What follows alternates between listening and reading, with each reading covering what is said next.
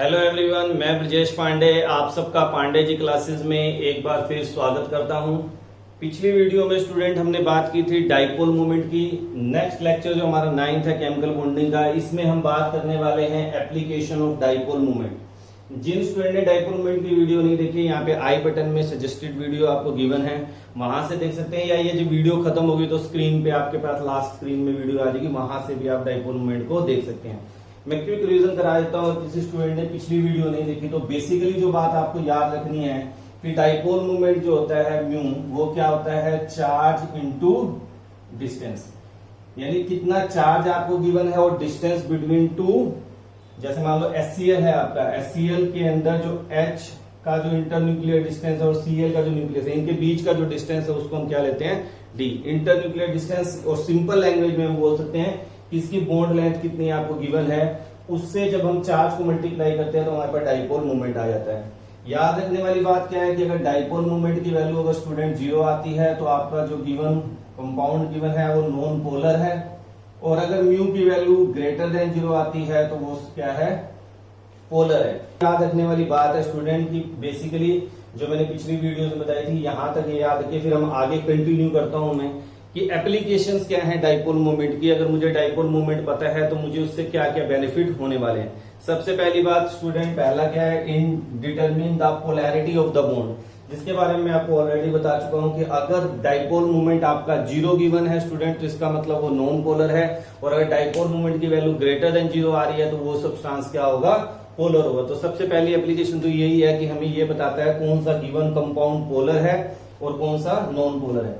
Second है calculating the percentage of ionic character. Ionic character के ऊपर पोलर नॉन पोलर करके एक वीडियो और भी बना चुके, और भी मेथड से हम आयनिक कैरेक्टर निकाल सकते हैं। तो 2 मेथड और मैंने बता रखे हैं जो कि आप आई बटन से उन वीडियोस को भी देख सकते हैं, परसेंटेज ऑफ आयनिक कैरेक्टर कैसे निकालते हैं। अगर डाइपोल मोमेंट गिवन है तो हम परसेंटेज ऑफ आयनिक कैरेक्टर कैसे निकालते हैं, तो उसके लिए आपको ये फार्मूला याद करना पड़ेगा। अब कई बच्चों के माइंड में आ रहा है सर ये आयनिक कैरेक्टर का क्या मतलब है। तो स्टूडेंट, जब कोई कोवलेंट कंपाउंड होता है और वहां पे लार्ज इलेक्ट्रोनेगेटिविटी डिफरेंस क्रिएट हो जाता है तो वो कंपाउंड कोवलेंट होते हुए आयनिक बिहेवियर शो करने लग जाता है। तो कितने परसेंट आयनिक बिहेवियर शो कर रहा है वो कैलकुलेट करने के लिए हमें परसेंटेज ऑफ आयनिक कैरेक्टर निकालना पड़ता है। अगर आपका परसेंटेज ऑफ आयनिक कैरेक्टर 50 से बिलो, अगर मान लो हम कहते हैं बिल्कुल ही कम है, यानी 10% आ रहा, 5% आ रहा, तो सिंपली अगर 0 आ रहा है तो इसका मतलब प्योरली कोवलेंट है।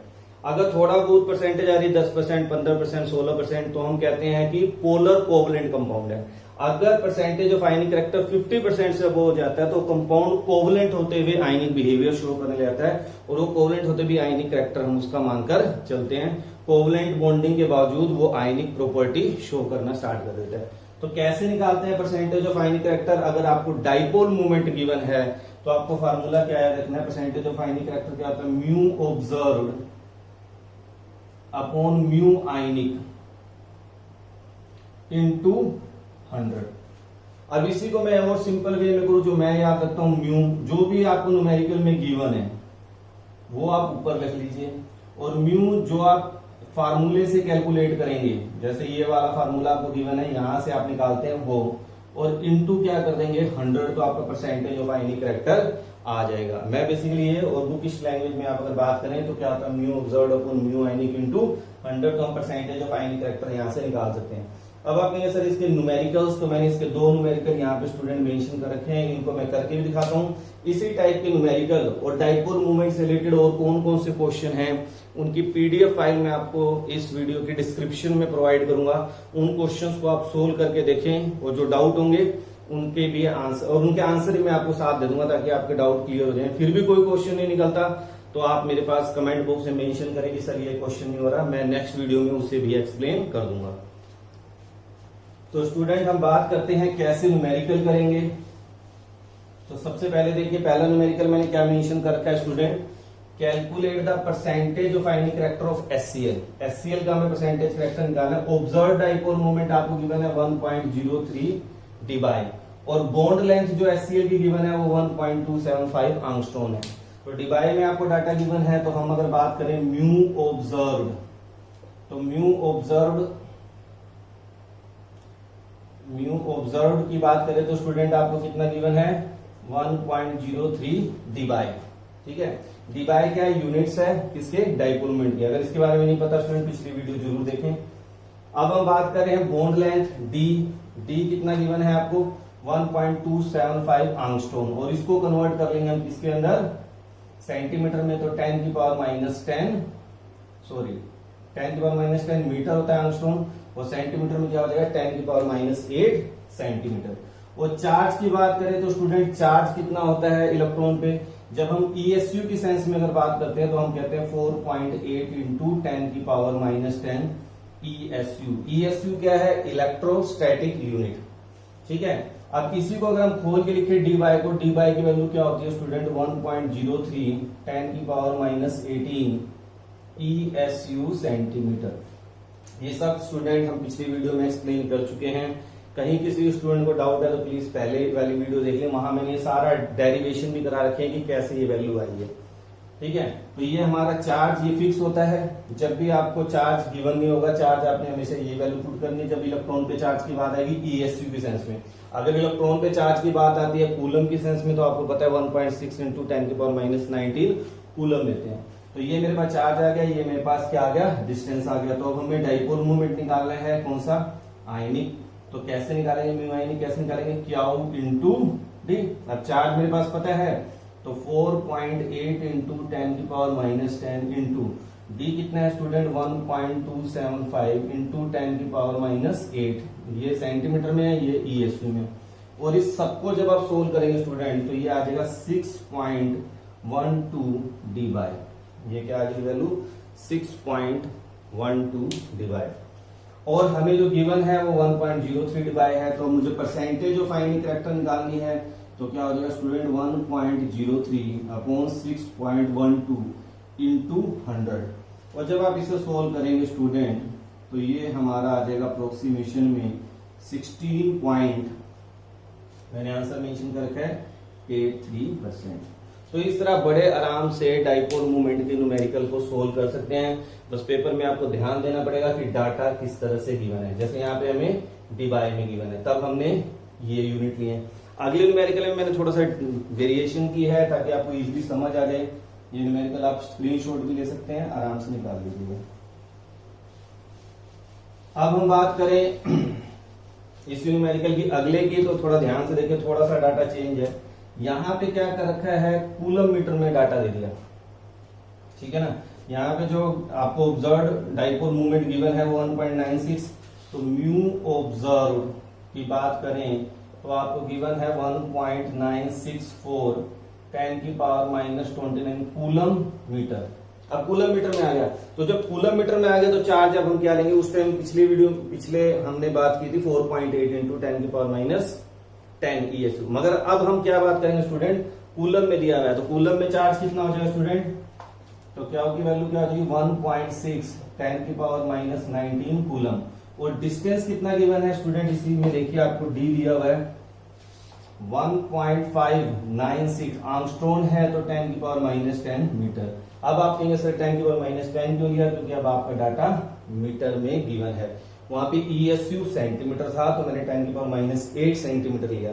यहाँ पे क्या हो गया? 10 की पावर माइनस 10 मीटर।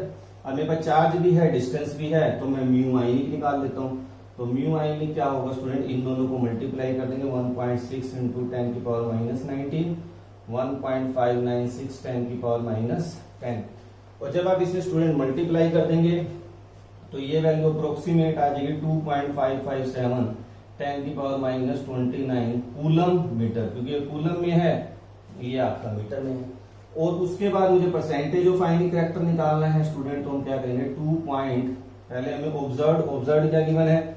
1.964 10 की पावर माइनस 29 कूलम मीटर। और ये हमें क्या गिवन है? 2.557 10 की power minus 29 coulomb metre into 100। और जब आप इसे स्टूडेंट सारा सोल्व कर देंगे तो आपकी जो वैल्यू आएगी वो क्या आ जाएगी? 76.81%। अब आप ये देख सकते हैं कि यहाँ जो परसेंटेज ऑफ आयनिक करैक्टर है ये 50% से बहुत ही ज्यादा है। तो lithium hydride covalent bonding show करने के बावजूद भी आयनिक प्रॉपर्टी शो करेगा। क्यों करेगा? क्योंकि उसकी जो percentage of ionic character that is very high 76.81%। तो ये एप्लीकेशंस हैं स्टूडेंट, इसकी न्यूमेरिकल मैंने कराया। अब नेक्स्ट एप्लीकेशन क्या है उसकी बात करते हैं। मेरे को उम्मीद है कि आपको न्यूमेरिकल समझ आ गए होंगे। इसी से रिलेटेड न्यूमेरिकल मैं और भी दूंगा, उन्हें आप सोल्व करिएगा। नेक्स्ट हम बात करते हैं स्टूडेंट एप्लीकेशन थर्ड एप्लीकेशन क्या है इसकी, in determining symmetry of the molecule. Symmetry of the molecule के बारे में बताता है। सिमेट्री ऑफ द मॉलिक्यूल कैसे, मान लो मेरे पास कार्बन डाइऑक्साइड है, C double bond O C double bond O। अब मैं कहूं कि ये सिमेट्रिकल है कि नहीं है, तो आप कहेंगे सर ये सिमेट्रिकल है, क्यों, लोन पेयर है। तो अब मेरे को पता है कार्बन और ऑक्सीजन में किसकी इलेक्ट्रोनेगेटिविटी ज्यादा, ऑक्सीजन की, तो डाइपोल किधर जाएगा, ऑक्सीजन की तरफ। इस केस में किधर जाएगा, इस तरफ। अब आप देख सकते हैं इसका नेट डाइपोल क्या रहेगा, आप कहेंगे सर 0 रहेगा।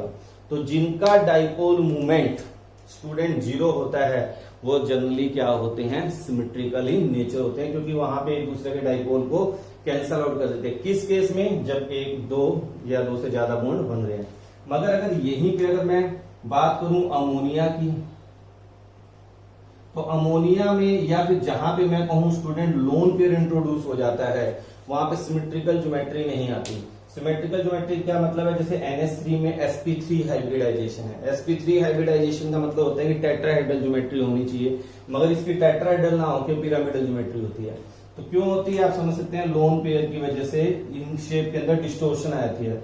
ऐसे केसेस में जब लोन पेयर इंट्रोड्यूस हो जाता है तो स्टूडेंट हमेशा याद रखना डाइपोल मोमेंट ग्रेटर देन क्या होगा, 0 होता है। और ऐसे कंपाउंड को हम अनसिमेट्रिकल डिस्ट्रीब्यूशन कहते हैं।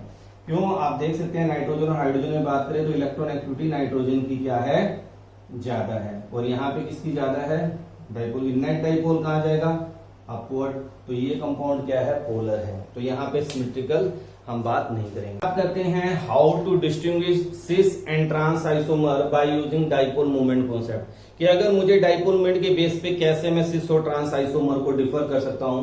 तो सबसे पहले हमारे माइंड में क्वेश्चन अराइज ये हुआ, जब ये मैंने वर्ड सुना, तो सर पहले मुझे ये बताइए कि सिस क्या होता है और ट्रांस क्या होता है। तो स्टूडेंट पहले ये सीख लेते हैं सिस क्या है, ट्रांस क्या है। तो अगर हम बात करें कार्बन, मान लो मैं कह रहा हूं मेरे पास 1,2 डाइक्लोरो इथीन है स्टूडेंट, तो मैं इसे कैसे कैसे लिख सकता हूं, ध्यान से देखना। 1,2 डाइक्लोरो यानी एक क्लोरीन मेरे पास यहाँ पड़ा हुआ है, एक क्लोरीन मेरे पास यहाँ पे, और 2 हाइड्रोजन है यहाँ पे बना दिया। एक तो मैंने स्ट्रक्चर स्टूडेंट ऐसे बनाया। अब आप में से कई बच्चों ने कहेंगे सर आपने ऐसे क्यों बनाया, मैं तो ऐसे बनाऊंगा। ये Cl यहाँ लगा दिया, इस वाले Cl को मैंने डाउनवर्ड कर दिया, यहाँ पे H लगा दिया, यानी कि इनकी पोजीशंस जो बॉन्ड की है वो चेंज कर दी। अब आप देख सकते हैं जो सिमिलर एटम हैं, जो सिमिलर एटम कार्बन के साथ अटैच हैं, अगर वो सेम पोजीशन पर, एडजेसेंट पोजीशन पर स्टूडेंट सेम होते हैं तो हम उसे बोलते हैं सिस। क्या बोलते हैं, सिस। और अगर वो डायगोनली सेम होते हैं एल्कीन के अंदर तो हम उसे क्या बोलते हैं, ट्रांस। तो सिस और trans isomer differ in the position of, जो सेम आपके एटम है, जैसे क्लोरीन एटम यहाँ पे 2 मॉलिक्यूल क्लोरीन के हैं, तो वो अगर एडजेसेंट पोजीशन पे, यहाँ पे 2 मिथाइल भी आ सकते हैं, एक क्लोरो एक ब्रोमो भी आ सकता है, फिर हम इसके बेस पे सिस और ट्रांस की बात कर सकते हैं। अब आप में कई बच्चों के माइंड में सर मान लो यहाँ ब्रोमीन होता, अब बताओ ये सिस है कि ट्रांस है, क्या ये, तो भी ये सिस है बेटा। अब मैं इन 2 सेम हाइड्रोजन एटम की बात करूंगा, ये दोनों सेम पोजीशन पे हैं सिस, और ये दोनों यहाँ पे ब्रोमीन यहाँ आ जाएगा, ये दोनों डायगोनली सेम है, तो ये क्या हो जाएगा, ट्रांस। तो इस तरह भी हम बात कर सकते हैं, मगर फिलहाल चलो हम क्लोरीन की बात करके चल रहे हैं, तो हम अपनी उसी फोन पे चलते हैं, ये स्टाइल, ठीक है। अब होगा क्या, हमें कैसे पता चलेगा कौन सा आइसोमर क्या है, तो हम डाइपोल मोमेंट की वैल्यू से बता सकते हैं। यहाँ पे अगर हम बात देखें, इनके बीच में इतनी ज्यादा पोलैरिटी कार्बन हाइड्रोजन के बीच में नहीं होती, तो क्लोरीन और कार्बन में काफी ज्यादा डिफरेंस है, तो इसका डाइपोल कहाँ जाएगा, इस डायरेक्शन में। इस केस में डाइपोल कहाँ जाएगा, इस डायरेक्शन में। तो क्या ये एक दूसरे को कैंसल आउट कर रहे हैं, आप कहेंगे सर नहीं कर रहे हैं, तो म्यू की वैल्यू क्या आएगी, ग्रेटर देन 0। इसलिए सिस आइसोमर का डाइपोल मोमेंट क्या है, ज्यादा है। जब ट्रांस की बात करेंगे, ये किधर जा रहा है, अपवर्ड, ये किधर जा रहा है, डाउन। तो आप देख सकते हैं कि एक दूसरे के डाइपोल को ये क्या कर रहे हैं, कैंसल आउट कर रहे हैं, और इस केस में डाइपोल क्या आ जाएगा, 0। तो सिस वाला आपका पोलर हो गया, ट्रांस वाला क्या हो गया, नॉन पोलर। अच्छा, ऐसा जरूरी नहीं है कि ट्रांस वाला हमेशा क्या होगा, 0 ही डाइपोल आएगा, but they always have lesser value than cis. तो अगर आपके पास एक सिस आइसोमर है, एक ट्रांस आइसोमर है, तो आप एक चीज हमेशा कह सकते हैं कि सिस आइसोमर का डाइपोल मोमेंट ट्रांस आइसोमर से हमेशा क्या होगा, ज्यादा होगा। हाँ, ये कभी मत कहना कि भाई ट्रांस वाले का हमेशा 0 होगा, क्यों, अब सपोज करिए कि अगर यही क्वेश्चन मैं ऐसे कर देता हूं, ब्रोमीन ले लेता हूं, तो क्या यहाँ पे डाइपोल जीरो आएगा? अब यहाँ पे डाइपोल जीरो नहीं आएगा, ग्रेटर देन जीरो आएगा स्टूडेंट। यहाँ पे डाइपोल क्या है? जीरो नहीं आएगा। मान लो मैंने ब्रोमीन ले लिया, अब यहाँ जीरो नहीं आएगा। क्यों? ये एक दूसरे को कैंसिल तो करेंगे मगर कंप्लीट कैंसिल नहीं कर पाएंगे, क्योंकि क्लोरीन और डाइपोल, यहाँ पे डाइपोल वैल्यू अलग है, इनकी डाइपोल की वैल्यू अलग है। तो यहाँ नेट जीरो से यहाँ पे नेट कैंसिल आउट नहीं हो पाएगा, मगर यहाँ इसके कंपैरिजन यहाँ पे एडअप हो रहा है और यहाँ एक दूसरे को कैंसिल कर रहे हैं। तो इस सिस आइसोमर का जो डाइपोल मोमेंट है वो हमेशा क्या होगा? ट्रांस से ज्यादा होगा। मगर कई स्टूडेंट ये बोल देते हैं ट्रांस है तो जीरो, ऐसा कभी नहीं बोलना, आपने ये याद रखें। हाँ, कई केसेस में ट्रांस आइसोमर का डाइपोल मोमेंट क्या आ जाता है? जीरो आ जाता है। अब हम नेक्स्ट बात करते हैं स्टूडेंट, लास्ट एप्लीकेशन इसकी, कि cis dipole moment is also used to distinguish ortho meta para isomer. अब फिर वही बात, कई बच्चे ऑर्थो मेटा पैरा नहीं जानते, तो मैं आपको सिखाता हूं ऑर्थो मेटा पैरा क्या होता है। ध्यान से देखिए, मान लो ये बेंजीन है स्टूडेंट, अभी मैं फिलहाल आपके लिए खाली क्वेश्चन कर रहा हूं। मैं आपसे पूछूं कि इसका ऑर्थो मेटा पैरा क्या है, तो कुछ स्टूडेंट थोड़ा बहुत पढ़ के आए होते हैं 10th से, तो उन्हें होता है कि ऐसा है। तो मैं आपको पहले क्लियरिफाई कर लेता हूँ क्या होता है। मैं आपसे पूछूंगा इसका सिस ट्रांस, इसका ऑर्थो मेटा पैरा क्या है, तो आप में कई बच्चे क्या कहेंगे? सर ये ऑर्थो है, ये मेटा है, ये पैरा है। तो पहली बात तो बेटा बहुत इंपॉर्टेंट मैं आपको बताने जा रहा हूं, कभी भी बेंजीन के अंदर ऑर्थो मेटा पैरा की बात नहीं करते। ऑर्थो मेटा पैरा आइसोमर की बात हम तब करते हैं जब कोई फंक्शनल ग्रुप कहीं पे लगा हो। इसका कोई भी ये गलत है, बिल्कुल जो मैंने बताया गलत है। ऑर्थो मेटा पैरा कोई पोजीशन नहीं है। ऑर्थो मेटा पैरा की बात हम करते हैं with respect to of some functional group. अगर कोई फंक्शनल ग्रुप लगा हुआ है, सपोज करिए क्लोरीन लगा हुआ है, अब इस क्लोरीन के रिस्पेक्ट में जब मैं कोई दूसरा फंक्शनल ग्रुप लगाऊंगा, अब मैं इसके रिस्पेक्ट में बात करूं, इस क्लोरीन के लिए ये वाली पोजीशन क्या है स्टूडेंट? दोनों ऑर्थो, यानी next to positions are ortho. उससे नेक्स्ट दोनों क्या होंगे स्टूडेंट? मेटा। और जो उसके पाँव में है, मैं सिंपल लैंग्वेज बोलता हूं पैरा। यानी जो सिंपल और याद करना है 1 2 1 5, अगर मैं नंबरिंग कर दूं, ठीक है ना, 1 2 3 4 5 6, तो 1 2 1 6 पोजीशन सिस होती है, 1 3 1 5 पोजीशन मेटा होती है, 1 4 पोजीशन क्या होती है? पैरा होती है। तो इस तरह से आपको मेटा पैरा पता करना चाहिए।